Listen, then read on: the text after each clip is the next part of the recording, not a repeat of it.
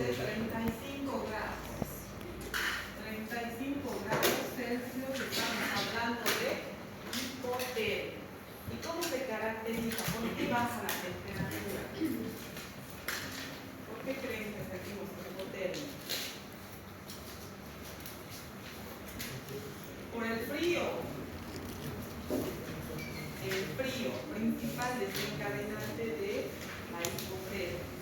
Nosotros hablamos de hipotermia cuando tenemos una temperatura central de 35 grados. Estamos hablando de baja temperatura. Puede ser por fríos extremos, por inmersión de nosotros mismos en aguas heladas, por vivir en lugares fríos y usar poco abrigo, ¿no?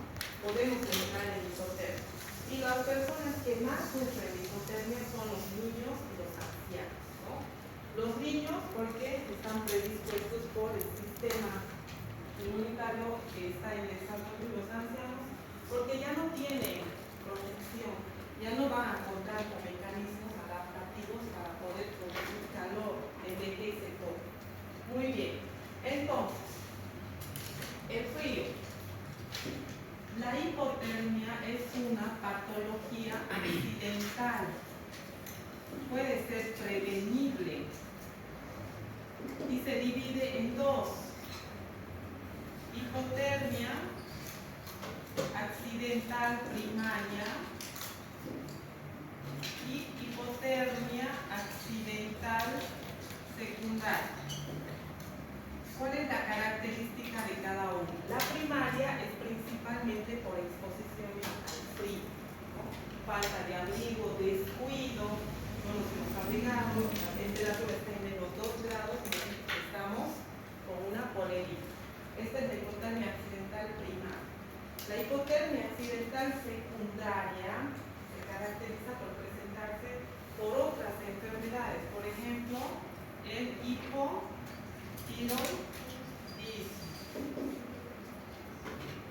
mecanismos traumáticos y por intoxicación de drogas, ¿no? Entonces, esas son las tres patologías que nos puede dar la hipotermia secundaria: hipotiroidismo, mecanismos traumáticos, intoxicación por drogas. Y la primaria directamente por el frío. Bien, nosotros en nuestro organismo, al igual que el calor, tenemos mecanismos adaptativos para no perder calor. Entonces, si nosotros estamos en un lugar frío, por ejemplo, a una temperatura de 0 grados, en el Illimani a menos 2 grados, automáticamente nosotros estamos abrigados, pero nuestro propio organismo va a crear una defensa para resguardar ese calor. Se caracteriza por el escalofrío, vasoconstricción periférica, aumento del flujo sanguíneo cerebral, disminución de la perfusión periférica, aumento de la frecuencia cardíaca, aumento de la frecuencia respiratoria, aumento de la presión arterial y diuresis, aumento de la diuresis. Esos son los mecanismos que nos van a ayudar a guardar el calor, ¿no? A producir, para que no entremos en una hipotermia extrema. Entonces, hemos hablado que el escalofrío es una vasoconstricción periférica que va a hacer que nosotros guardemos ese calor. ¿Para qué? Porque ese calor tiene que ir a los órganos vitales como el cerebro, el riñón, el corazón, ¿no? Hígado, que son los órganos vitales. Entonces nuestra piel se va a producir como la piel de gallina, ¿no ves? Se pone la piel de gallina porque está en vasoconstricción periférica. Toda nuestra circulación se ha ido a mantener el calor de los órganos vitales. Entonces, primera parte, piel de gallina, frío, ¿no? Estamos abrigados, pero estamos sintiendo escalofríos. Muy bien. Aumento del flujo sanguíneo cerebral. Esto se produce porque el cerebro tiene que estar en coordinación para tomar decisiones. ¿Qué hago? ¿Me voy de este lugar, de esta cueva fría con hielo, o me quedo quietito ahí? ¿Qué hacen ustedes?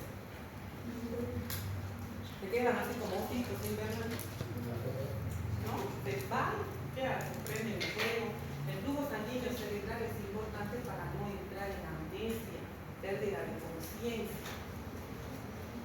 La perfusión periférica disminuida, al igual que la vasoconstricción, el aumento de la frecuencia cardíaca gracias a la taquicardia, va a haber circulación en el organismo. Por esto va a haber un buen recalentamiento a nivel de los órganos, sobre todo del corazón. El órgano que más corre riesgo de hipotermia es el corazón. Puede ser un paro por frío. Aumento de la frecuencia respiratoria. En un comienzo, cuando estamos en hipotermia leve, vamos a empezar a hiperventilar, a respirar agitadamente, ¿no? ¿Por qué? Porque cada vez se nos está haciendo más complejo al introducir el oxígeno por lo pesado que se encuentra a las temperaturas bajas. Aumento de la presión arterial igual. Tiene que subir la presión arterial, ¿para qué? Para que haya un buen retorno venoso, para recalentar estos órganos que pueden llegar a congelar. Y el aumento de la diuresis.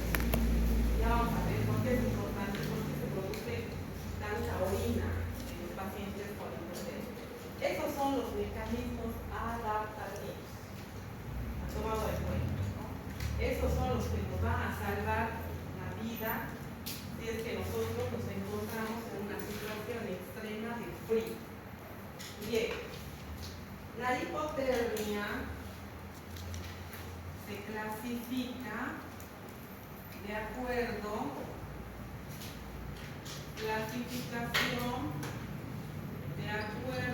al grado de severidad.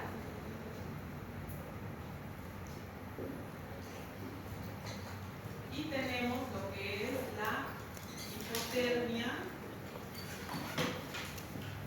leve, tenemos la hipotermia moderada,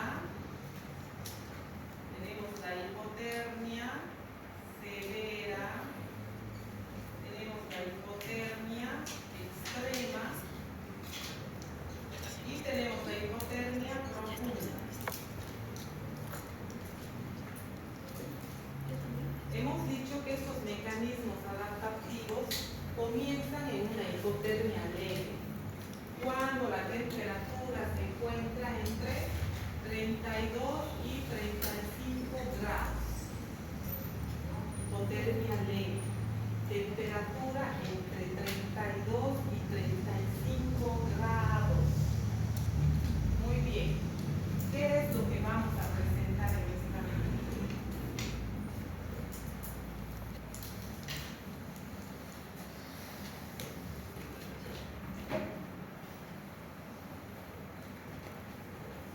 ¿Qué es la hipotermia leve 32 y 35 grados? ¿Qué sintomatología vamos a tener aquí? Puede haber alteraciones cardiovasculares. ¿Cuáles son? La taquicardia. Puede haber alteraciones pulmonares. ¿Cuál es? Aumento de la frecuencia respiratoria, taquipnea. Taquipnea, aumento de la frecuencia respiratoria. Podemos tener alteraciones neurológicas. Ejemplo, disartria. ¿Qué es la disartria? No puede vocalizar, tartamudea, quiere hablar y la voz no le sale en las palabras. Disartria. Puede haber amnesia. Ataxia. ¿Quién sabe qué es ataxia? Cuando caminan así. Los que están en esas montañas con hielo, van a ver que empiezan a caminar así, automáticamente le hacen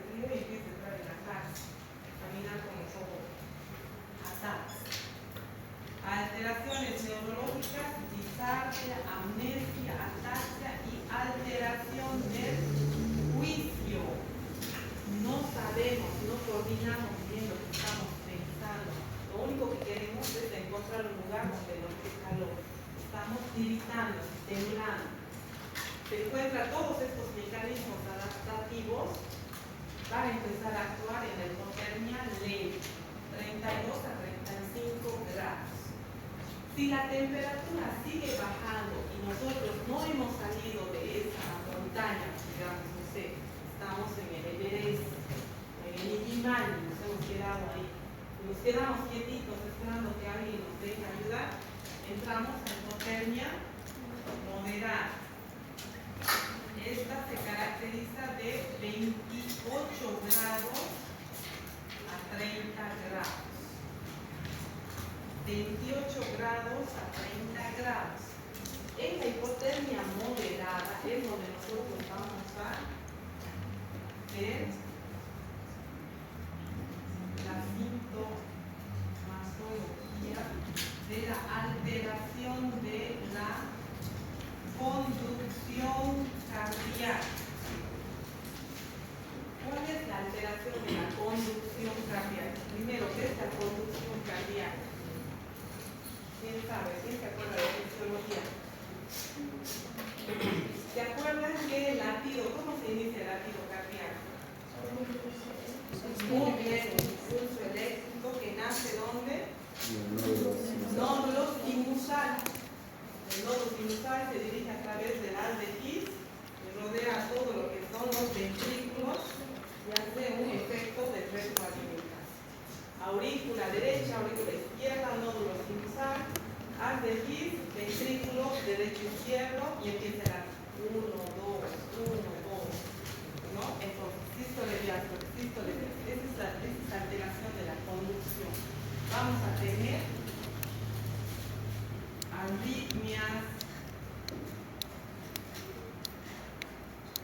fibrilaciones ventriculares, puede haber Rutter, alteración de la conducción cardíaca, vamos a tener bloqueos auriculoventriculares de primer grado,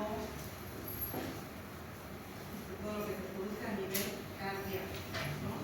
Alteración del segmento ST, QRS, onda P, ¿no? Entonces, ¿qué es lo que va a pasar en la hipotermia severa? Ya les he dicho que el primer órgano que se altera es el corazón.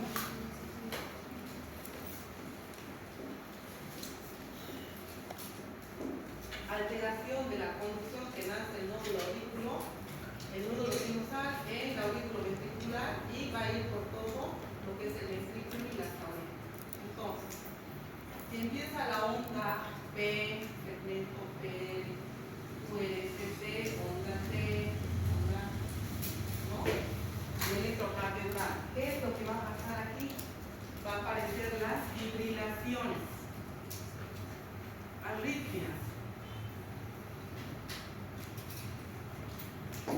Entonces, nuestro corazón se va a empezar a alterar. Lo que es normal, onda P, complejo QRS, onda T, ¿no? Que va rítmicamente, se empieza a alterar. Va a haber alteración de todo esto y van a entrar en arritmias, fibrilaciones. Nosotros vamos a sentir taquicardia, vamos a sentir una opresión en el pecho, como si no se pudiera uno respirar. Entonces, el corazón empieza a fibrilar. Fibrilación. Aquí, si es que este paciente llegara a cuidados intensivos, podríamos desfibrilar. ¿Alguna vez han visto cómo se desfibrila? Shock con Jules, ¿no?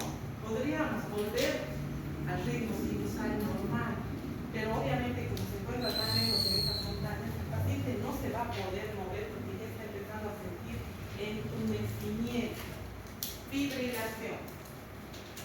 Si este paciente continúa en extremo, no se ha movido, sigue o trata de caminar, pero ya no le responden las piernas, va a entrar a lo que es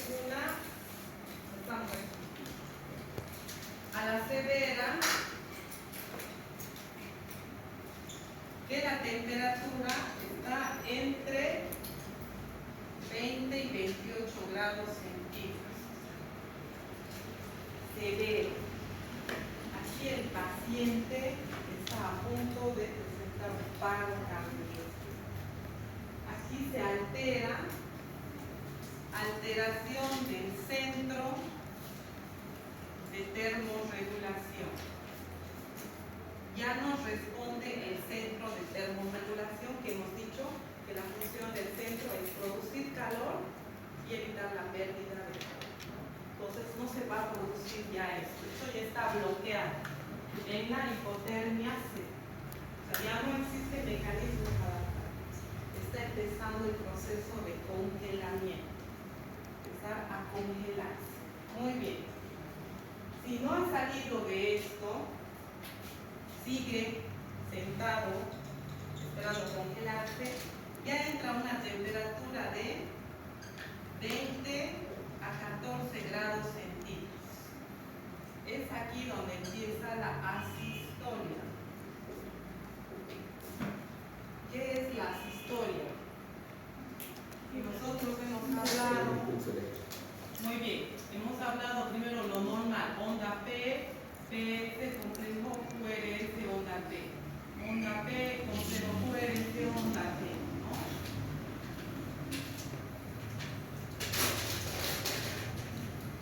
Empieza normal, ¿no? Muy bien, pero sigue en esta situación. Ha entrado a la fibrilación. ¿Qué hipotermia es esta?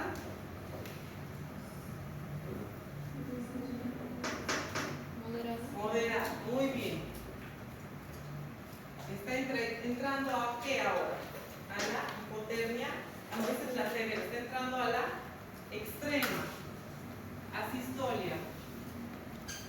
Esto es lo que ustedes ven en el monitor. Cuando el paciente va a hacer paro, empieza asistolia. Empieza la asistolia.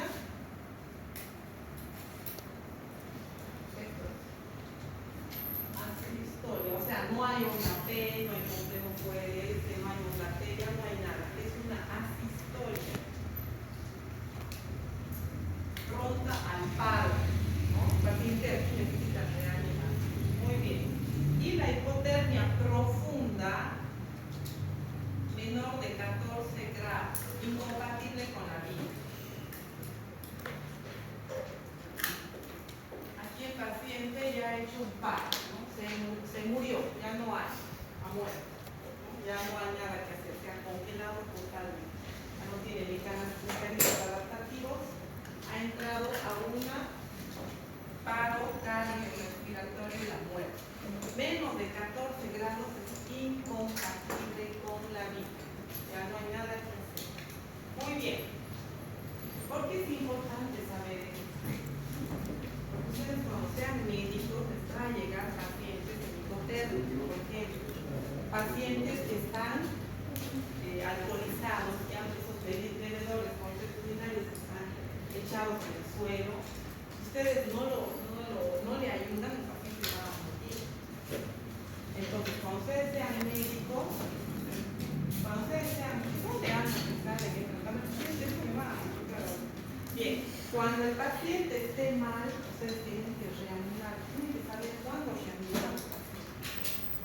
¿Será reanimarle aquí, en asistolia? Aquí en fibrilación. Sí. Ustedes agarran, llegan el paciente, le ponen el monitor en fibrilación, en taquicardia supraventricular. Todavía yo puedo desfibrilar a ese paciente. Puedo usar el desfibrilador y el shock eléctrico y el ritmo va a volver, o puede no volver también, ¿no? Entonces aquí el ritmo, en fibrilar, si yo le doy un choque eléctrico con Jules, puede volver a una P, puede ST, una P, puede ST. O sea, lo estoy volviendo de la muerte. Esos son los grados de hipotermia: leve, moderada, severa, extrema y profunda. Pregunta de examen. ¿Qué hipotermia es la que presenta asistolia? Muy bien. ¿Qué hipotermia es la que es incompatible con la vida? ¿Qué hipotermia es la que tiene mecanismos adaptativos? La leve. La leve es a los menos 2 grados. Ustedes crecen a menos 2 grados y van a sentir toda esta sintomatología. Se han dado cuenta, si están en la calle y la temperatura ha bajado a menos 2 grados, van a sentir la piel de gallina, vasoconstricción periférica, taquicardia, hiperventilación, empieza a caminar y se agita, ¿no? Va a haber aumento de su flujo sanguíneo cerebral, disminución de la perfusión para ayudar a recalentar, ¿no? Entonces, estos mecanismos los encontramos en la hipotermia leve. Aquí es donde se debe resguardar al paciente o nosotros mismos resguardar, buscar un lugar seguro, prender una fogata, abrigarnos más con nuestras sábanas para no entrar a la hipotermia moderada. Ya la hipotermia moderada va a empezar a haber alteraciones. Si seguimos quietos, ¿por qué el paciente cuando se queda quieto se muere?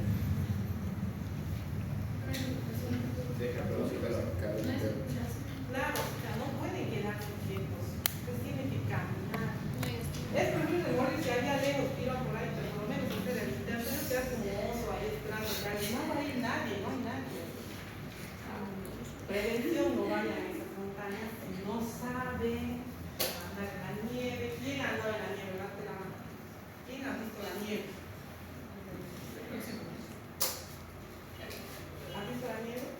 ¿Ha sentido cómo es caminar en la nieve, no ves? ¿Qué siente? Uno, ¿qué siente? Camina en la nieve y siente calor. A pesar de tener estas botas náuticas, cuando uno llega y se saca esas botas, los pies están endurecidos. Entonces uno tiene que hacer es recalentar los pies.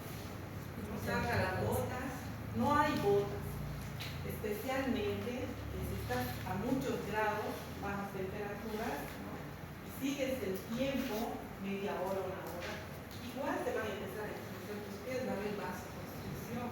Y uno no se da cuenta porque está caminando.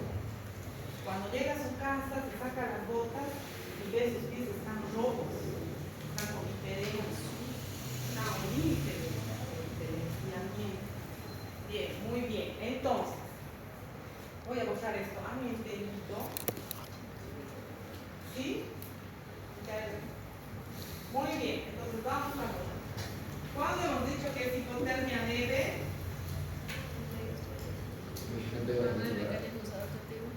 ¿De qué grados? 32 a 35 grados. Hipotermia moderada. 28 a 30. Hipotermia severa. 20. ¿Cuánto? Muy bien. Hipotermia extrema. Hipotermia profunda. Menor a 14 grados. Muy bien.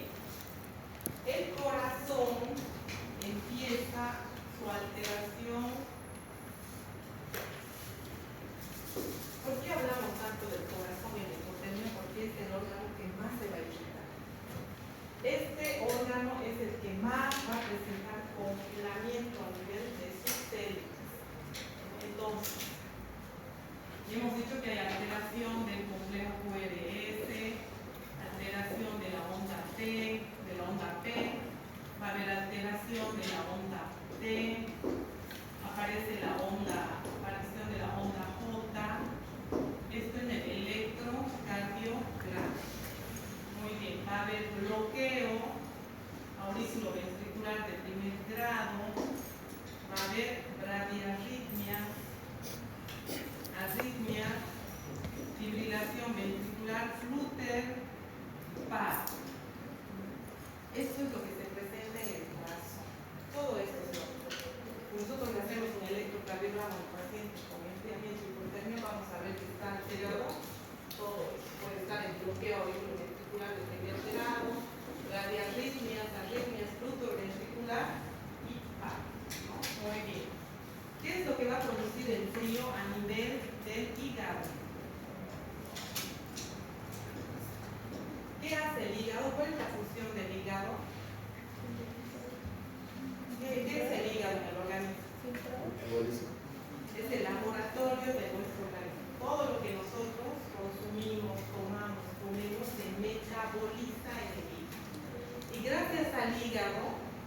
a haber toda esta desintoxicación de nuestro organismo. Si yo me intoxico con algún alimento, el hígado va a hacer que se desintoxique. Si yo consumo, qué sé yo, alcohol en grandes cantidades, mi hígado lo va a desintoxicar y va a hacer que ese alcohol se elimine y yo pueda seguir. Si yo me tomo una pastilla de paracetamol 2 por equivocación, se va a metabolizar en el hígado y el hígado va a hacer que se desintoxique. Se altera la desintoxicación. Alteración, hay una desintoxicación hepática, por lo cual todo el metabolismo del hígado se altera. No hay proceso de cambio, ¿no? Entra en bloqueo. A nivel gastrointestinal, va a haber ilio o edema a nivel de las asas. Va a haber úlceras, que son las úlceras de estrés a nivel del estómago. Y así se va a ir alterando, pero esos son los síntomas más importantes. A nivel renal, va a haber la diuresis fría. ¿Qué es la diuresis fría?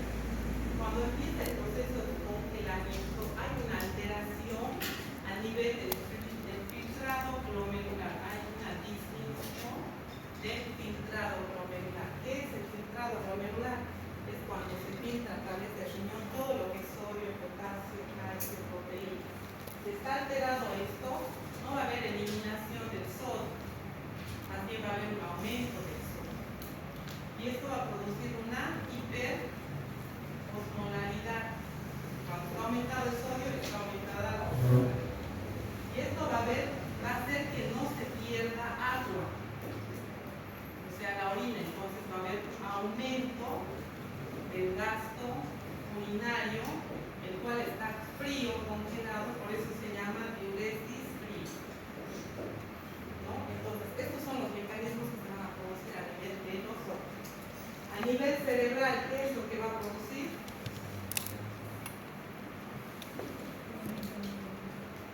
Sueño. El paciente debe empezar a dar sueño, porque quiere dormir. ¿Han visto en las películas cuando tratan de levantar a los hipotermias que se muevan? No se mueven, quieren dormir. Empieza a alterarse el sistema límbico. Va a presentar lo que hemos dicho: disartria, amnesia, alteración del juicio y ataxia. No puede caminar, por más que intente, no va a poder caminar. Es ahí donde el paciente entra en su entumecimiento. ¿Y qué pasa con los osos?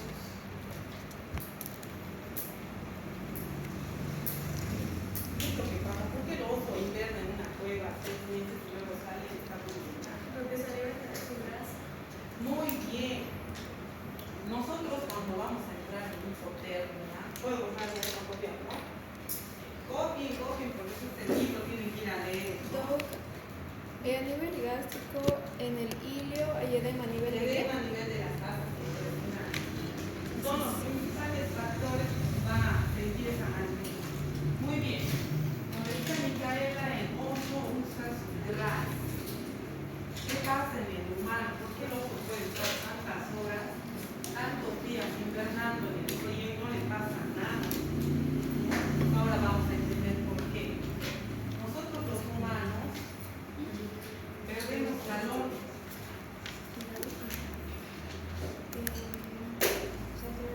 Nosotros para producir calor tenemos que activar un sistema. Primero, tenemos que aumentar las hormonas tiroideas. ¿Por qué tenemos que aumentar las hormonas tiroideas? ¿Dónde se encuentra el metabolismo de nuestro organismo? Son las que regulan todo el metabolismo de nuestro organismo. Van a hacer que tengamos calor, pérdidas de frío. Tenemos que aumentar estas hormonas tiroideas. Estas van a hacer que se aumente la norepinefrina. Y la norepinefrina va a hacer que aumente la lipólisis. ¿Qué es la lipólisis? Nuestra grasita. Pero si es una persona que no tiene grasita, nada, ¿qué lipólisis va a hacer? Nada. Por eso dice que las personas que son flacas sienten mucho frío. Es por eso. Las personas más rellenitas, pues les hace calor, ¿no? Muy bien. Esta lipólisis, todo esto va a hacer que se produzca aumento de calor.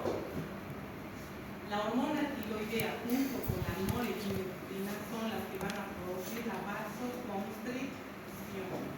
Esta vasoconstricción nos va a dar lugar a un aumento del ácido láctico. ¿Por qué? Porque nuestro organismo tiene que entrar en un metabolismo anaerobio. Porque este metabolismo anaerobio nos va a hacer entrar en hipoxia. La hipoxia nos va a hacer entrar en un aumento de la vasoconstricción pulmonar, lo cual nos va a generar un cortocircuito de derecha a izquierda y aumento de la vasoconstricción de la arteria pulmonar. ¿Qué significa todo eso? ¿Qué venía después de la hipoxia?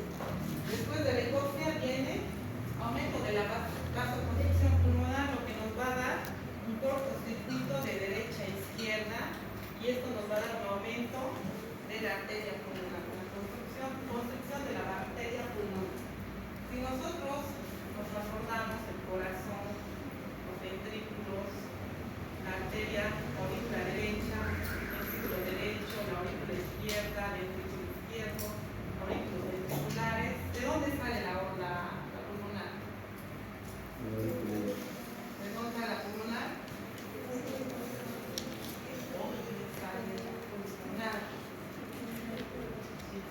La pulmonar sale del ventrículo derecho. La pulmonar sale del ventrículo derecho. La aorta sale de dónde? Ventrículo izquierdo, no se me olvida nunca. La pulmonar sale del ventrículo derecho. Y la aorta sale del izquierdo. Callado de la aorta. Muy bien. A ver, razonemos un momento. ¿Qué dice después del cortocircuito derecha-izquierda? Es aumento de la arteria pulmonar, o sea, de su aumento de la vasoconstricción de la arteria pulmonar. Ya, muy bien. Estamos aquí en el corazón. Tenemos la arteria pulmonar. Si yo construyo, o sea, si yo aprieto, comprimo la arteria pulmonar, ¿qué es lo que va a pasar? La arteria pulmonar, ¿dónde va? A los pulmones. De aquí ella va a ir a irrigar lo que son los pulmones. Muy bien. Él tiene el flujo sanguíneo y va hacia el pulmón. Si yo disminuyo, construyo la arteria pulmonar, no dejo que salga el flujo, ¿qué es lo que va a hacer? Un retorno hacia atrás. Va a aumentar lo que es el retorno a nivel del ventrículo derecho, lo cual va a pasar a la aurícula derecha y va a haber ¿qué cosa? Aumento del flujo en las venas pulmonares. ¿Son cuántas venas que desembocan en la aurícula derecha? 4. Entonces va a haber un flujo retrógrado. Y este flujo retrógrado va a ir nuevamente hacia el pulmón y lo va a llenar de agua. Va a haber aumento del flujo y va a dar una patología que se llama el edema agudo no cardiogénico. Y las venas pulmonares entre la aurícula Esas son las izquierda. arterias. Ah, no, ¿sí? No, claro, está yendo hacia atrás. Entonces, Las arterias pulmonares vienen hacia la aurícula izquierda. y la pena de venas. Exacto. ¿Lo ven? ¿Sí o no? Sí, pues tengo ahora de la aurícula derecha. De la aurícula, o sea, aquí vienen las arterias pulmonares. Las otras son las venas. ¿Dónde desemboca todo el circuito? Tenemos dos circulaciones, la arterial y la venosa. ¿Dónde desemboca todo lo que tiene de las venas? En la aurícula derecha. En las venas que van a terminar con... Entonces serían las cavas. No. La cava inferior, la cava superior que van a terminar en las venas que van a terminar ¿dónde? Aurícula derecha, acá más bien. En la aurícula derecha. Y las arterias en la aurícula izquierda. Ah, no, es al revés, sí, sí. Las arterias en la aurícula derecha y las venas en la aurícula derecha. Muy bien, buena observación. Entonces, bravo para Yami. Muy bien. ¿Qué enfermedad nos va a dar el lugar? El edema agudo no cardiogénico. Y esto va a ser una estancia a nivel del pulmón. ¿Y qué se va a producir? Atelectasia y un enfoque cardiogénico. Esto, la ataxia y el enfoque cardiogénico, van a hacer que se produzca broncorrea. ¿Qué es la broncorrea? Bronco, pulmón, broncorrea. Ausencia. Flemas, broncorrea. Broncorrea. Y esta broncorrea va a inhibir el reflejo de la tos, el reflejo del sí. De esta manera, este edema agudo de pulmón, el edema no cardiogénico, nos mata. Pero ¿qué pasa en el oso? ¿Qué pasa en el oso? Iba a ser veterinaria, ahora vamos a ser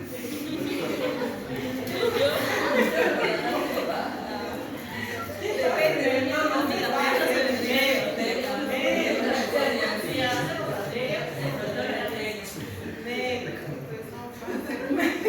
va a ser médicos. ¿Cómo va a ser veterinaria? Ya sabe, ¿qué pasa en el oso? ¿Qué pasa en el oso? Van a ser médicos, yo sé, porque te voy a ver, claro, ustedes están bien, ustedes son buenos, muy buenos, tienen que tener confianza en ustedes. Ay, no hablan más, no hablan bien.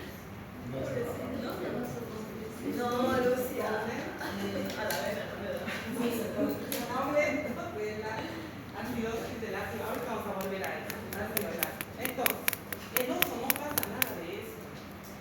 ¿Pero por qué? Bueno, no tampoco quiero saber por qué, ¿no? Eso van a investigar. Yo he visto documentales. Ya, a ver, Micaela, que nos diga.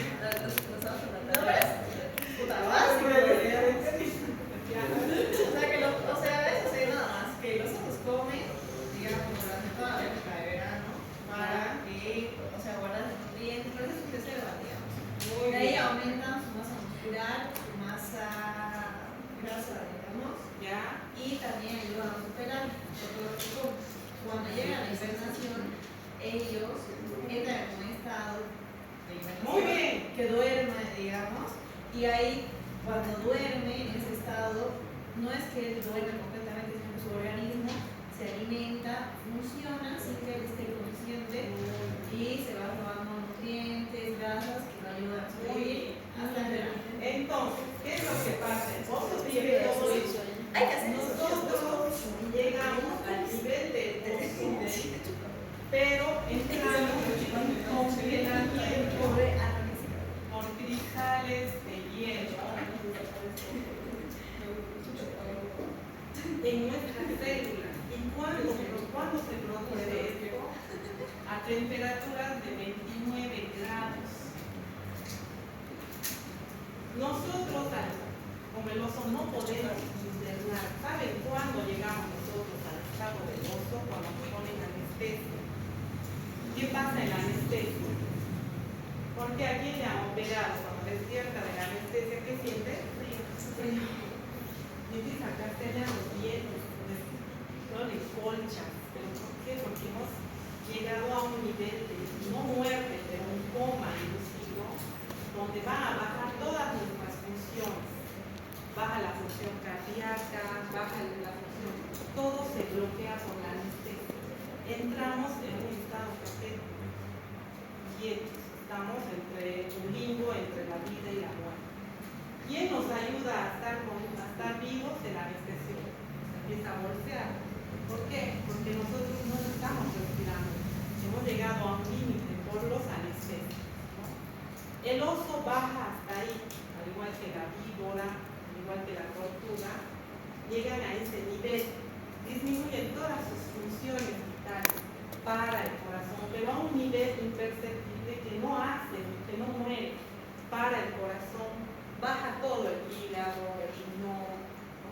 Y nosotros hacemos eso cuando nos colocan en anestesia. Una vez que nos despiertan, ya los bloqueantes anestésicos, es cuando nosotros entramos en hipotermia leve. Empiezan a producirse nuestros mecanismos adaptativos. Frecuencia cardíaca, si le ponemos el monitor ahorita postoperatorio, está taquicárdico, todo está taquilento, siente escalofríos, hay una vasoconstricción, ¿no? Y vuelve, ¿qué cosa? El juicio. Despierta de esa amnesia. Ya puede empezar a pensar, pero ¿qué ha pasado? ¿Se acuerda lo que le ha pasado? ¿Recuerda lo que le han hecho? No. A ver, levante la mano, ¿quiénes han sido operados? ¿Quién más? Cuando a uno lo están por intubar, ¿no ve? Le ponen primero la máscara de oxígeno y le hacen contar hasta cuándo te han encontrado.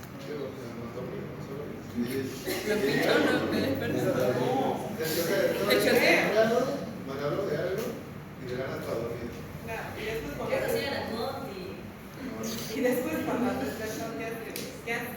¿qué es lo primero que has hecho? Me he visto el estómago, que estaba bien.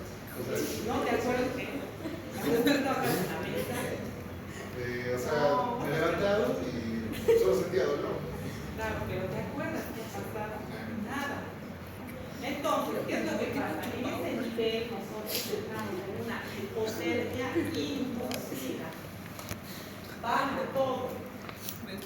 Todo deja de funcionar. Solamente funcionamos. ¿Por qué? Porque la anestesia nos está volteando. Tenemos un suero que nos entra a los vasoarticulares. Estamos no muertos, pero sí estamos en un nivel que si no nos revuelve o no nos vuelve, estamos chao, ¿no? Paro y no sabemos más nada. Entonces, el oso puede llegar, al igual que la tortuga, la víbora, llegan a ese nivel. Llegan a hacer un paro, no un paro de muerte, sino empiezan a bajar todos los costos. Hay una enfermedad que se produce en los humanos que se llama la disautonomía. ¿Alguien sabe qué es la disautonomía? Son los disautonómicos. Hay glúteos de los disautonómicos. Los disautonómicos pueden producir un paro cardiorrespiratorio, baja todo, baja la presión arterial a cero, no hay latido, no respira y se muere. Entonces va uno, se muere y tiene que reanimarlo, ellos vuelven por sí solos. Es una enfermedad que no tiene causa. Son los disautonómicos. Entren al club de los disautonómicos y ahí están los disautonómicos que han vuelto a la vida y dicen que han caminado y han visto no sé qué, no sé qué, y lo ven, son los disautonómicos. O sea, ellos se pueden inducir eso solo. Ellos se ven. O sea, Son psiquiátricos, ¿no? Al igual que cosas que los epilépticos, los caquetes, han escuchado de ese doctor, ¿no? Que después han revivido después de la que estaba en el cajón y luego lo han encontrado el padre. ¿Han escuchado o no esa historia? No, pero falta. Había un médico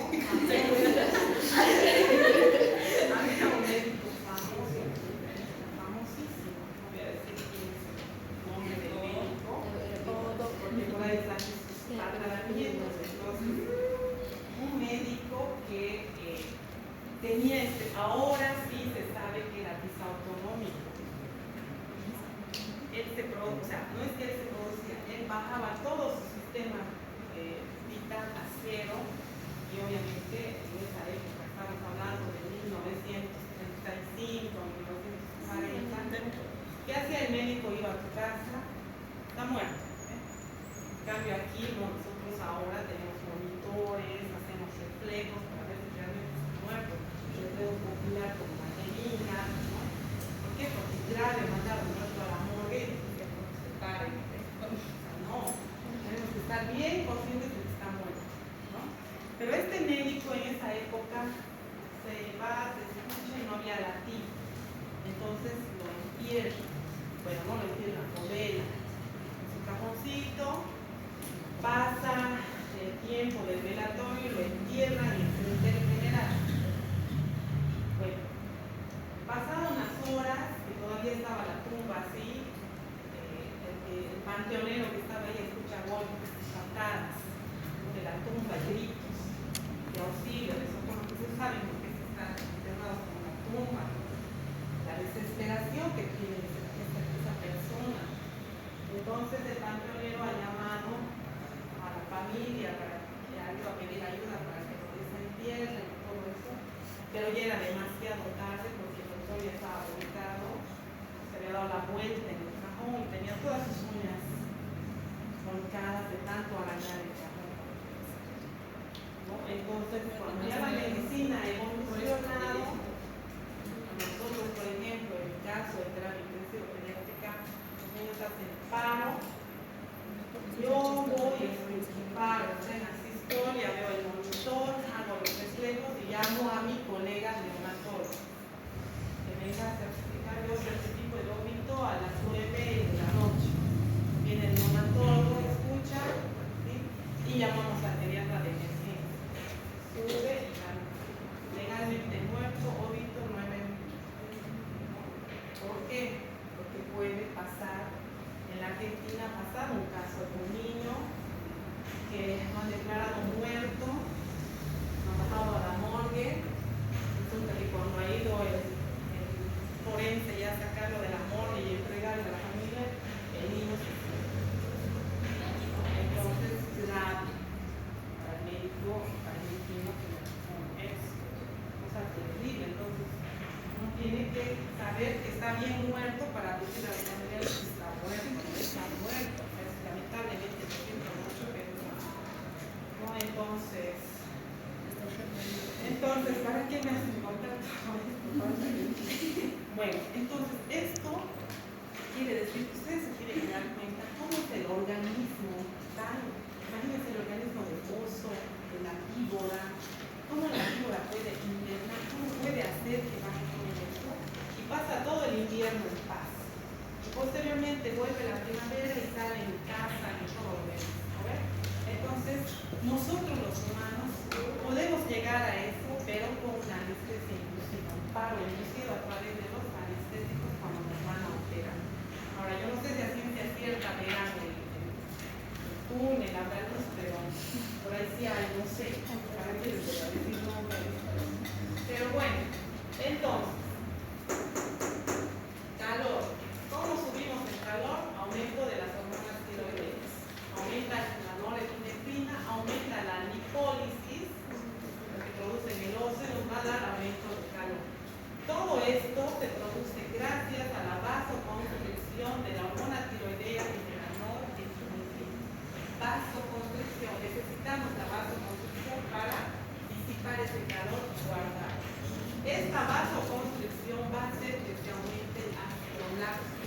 Cuando aumente el ácido láctico nos va a dar el metabolismo anaeróbico, no el aeróbico, el anaeróbico. Ya no podemos respirar, estamos yendo hacia nosotros. Esto nos va a llevar a una hipoxia, aumento de la vasoconstricción pulmonar, va a ser un cortocircuito de derecha a izquierda y nos va a producir el aumento de la presión de la arteria pulmonar, lo que nos va a producir un edema, algo no cardiogénico, la teletaxia y ya no podemos. Bueno, paro cardiorrespiratorio. Paro cardiorrespiratorio. Muy bien. ¿Alguna pregunta hasta aquí? Falta poco y terminamos. ¿Hay alguna pregunta? ¿Alguien quiere preguntar algo? ¿Alguna observación? ¿Alguien? En resumidas palabras, ¿cómo se causa el edema agudo no cardiogénico? Ya, a ver, vamos a hablar de edema agudo no cardiogénico. Antes que todo, quiero recordar que la fisiología es importante. O sea, ustedes ya han llevado fisiología y tienen que recordar por electrocardiograma llegó a la fisiología o no. ¿Sí? A ver, empezamos. ¿Qué es esto?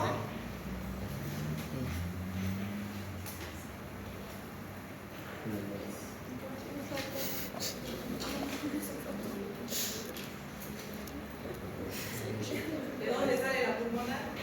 Del ventrículo derecho. ¿De dónde sale la aorta? Muy bien. Si yo tengo una compresión por toda la vasoconstricción, la hipoxia, etcétera, de la arteria pulmonar, ¿qué es lo que pasa hacia atrás? Si este flujo va hacia los pulmones, ¿no es? Y si aquí hay algo que produce una vasoconstricción por la hipoxia, ¿qué es lo que va a producir?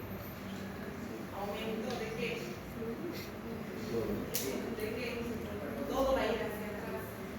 Va a haber una estasia pulmonar hacia atrás. Muy bien. Vuelve al ventrículo derecho. Pasa a través del canal auriculoventricular y va hacia la aurícula derecha. A través de la aurícula derecha, porque ya se ha cerrado el foramen oval, cuando uno nace se cierra, ya no puede haber un circuito entre la aurícula derecha y la aurícula izquierda.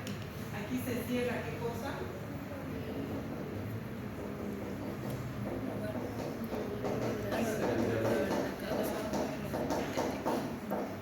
Una pista. Un inicio. El tabique interventricular. Si estamos hablando de ventrículo derecho y ventrículo, ay, no, Yo ya no quiero. vayan a ver, ya otra cosa tiene. Tienes que terminar con me dicen esto, fisiología normal. Fisiología, porque vamos a llegar al respiratorio y vamos a hablar de patologías de lengua. Ustedes tienen que saber fisiología normal. Estamos en fisiopatología. Ustedes tienen que saber lo normal. Yo estoy hablando de lo patológico. ¿Cómo podemos retroceder? ¿Ya? No dicen qué cosas. Tienen que saber eso. Y después les voy a contar otra historia terrible. No, ahorita no, pero chisme, clarecito. Les tengo que contar eso porque es súper triste. Es un humor negro. Yo todo. Es re negro. Vamos a terminar. Las lesiones. ¿Cuáles son las lesiones que se van a ver? El congelamiento es la hiperemia. Y esta se caracteriza por ser una zona revascularizada de retroperfusión en algunos órganos o zonas. Muy bien. ¿Qué es la hiperemia? La hiperemia es lo que vemos cuando uno sale, a veces como en La Paz, en lugares donde hay pescadores en el mar, en los esquiadores. ¿Qué se les pone rojo? La nariz, el rostro, el dorso de las manos, el dorso de los pies. Se produce mucho en los pescadores que van al Ártico. Exacto. Esa es la hiperemia, es una zona de retroperfusión. Hay aumento de la vascularización. Entonces, las lesiones por frío se dividen en dos. Se dividen en lesiones primarias también, que se caracterizan por la hiperemia. Y tenemos lesiones por congelamiento y lesiones sin congelamiento. Muy bien.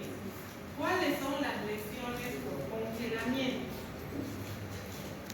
Tenemos grado 1, grado 2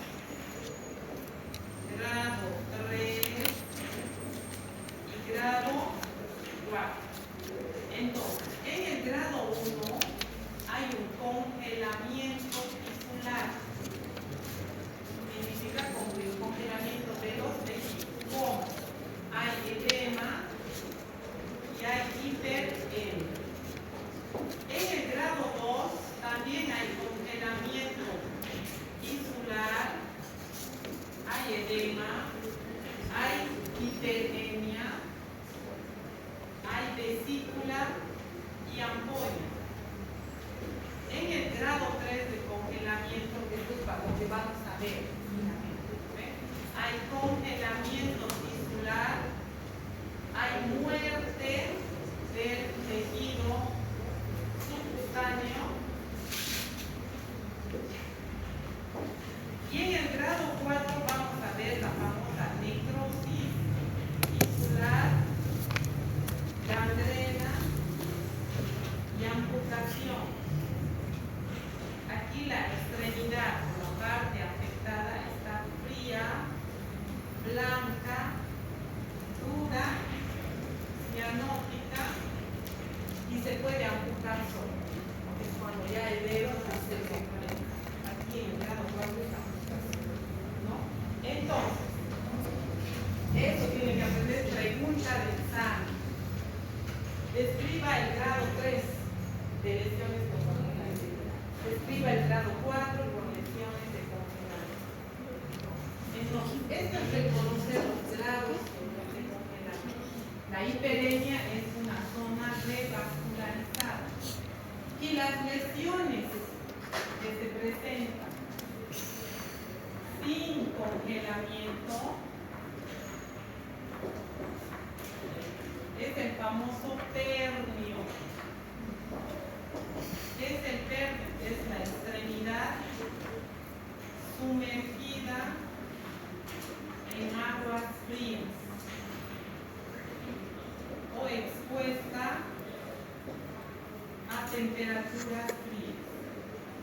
El famoso pernio, que se caracteriza por presentar nódulo, puede ser un nódulo, puede ser una vesícula, puede ser eritema, puede ser una mácula, puede ser una pápula, ¿no? Y eso es lo que se ve, ¿no? Las zonas rojas que se presentan en el rostro, dorso de las manos y pies y parte anterior de la tibia. Eso se llama pernio, son esas ampollas, esos nódulos, esas pápulas, esas máculas que se presentan, sobre todo en las lavanderas, que lavan con agua helada. ¿Han visto sus manos como son las lavanderas cuando lavan? En aguas frías son rojas, como se presentan sus máculas, sus pápulas. Al igual que los pescadores, la nariz, el rostro, el dorso de los pies, las personas que van a pescar al Pico Mayo, que está haciendo frío, van a ver la parte inferior de las tibias de los pies, como las lavanderas, ¿no? Eso se llama pernio. Son lesiones que no llegan al congelamiento, pero sí al enfriamiento, ¿no? Y un dato importante que debemos saber, que es el after drop. El after drop se llama cuando, ¿qué es lo que pasa cuando llega un paciente hipotermo? ¿Qué es lo primero que hacemos?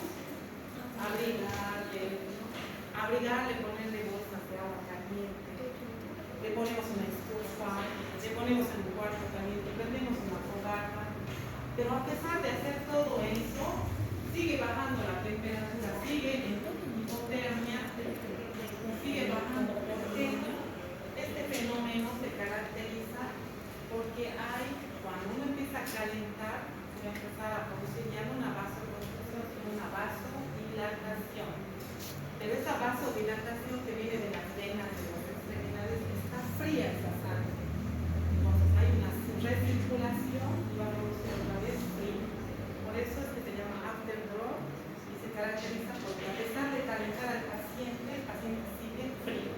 Pero al pasar las horas, ese paciente va a ir acomodándose al lugar donde está, ya tener temperaturas ya que están subiendo. Muy bien, ojo, el after drop. Y otro que es importante es que en los pacientes con hipotermia se presenta hiperglicemia. Uno le hace el grupo 3 al paciente con hipotermia, es que está hiperglicemia.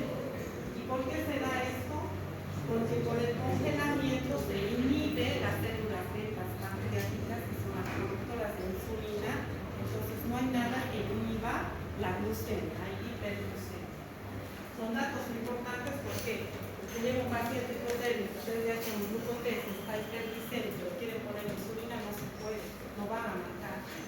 Porque posteriormente a las horas el paciente va a presentar insulina porque va a funcionar las células beta del páncreas y va a producir mayor glicemia. Bueno, con insulina el hipotérmico lo mata. Bueno, estos dos puntos que son importantes saber. ¿Hay alguna pregunta? ¿Ha quedado claro? ¿Han entendido? Muy bien. Bueno, resulta en San Juan de Dios, muchos años atrás, había una enfermera